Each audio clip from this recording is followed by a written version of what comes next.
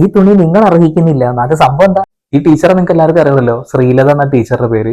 ടീച്ചറുടെ ഒരു ന്യായമായിട്ടുള്ള ഒരു കാര്യമാണ് അത്. എന്താന്ന് വെച്ചിട്ടുണ്ടെങ്കിൽ, ഇവരുടെ നഗ്നത പ്രദർശനം യൂട്യൂബിൽ ഉണ്ട് എന്ന് പറഞ്ഞുകൊണ്ട് കണ്ണൂർ എഞ്ചിനീയറിംഗ് കോളേജ് ഗവൺമെന്റ് ഒരു അധ്യാപകൻ ചുമരിൽ ഒരു ചിത്രം വരയ്ക്കുകയോ എന്താ എഴുതി വെക്കുകയോ ചെയ്തിട്ടുണ്ട്.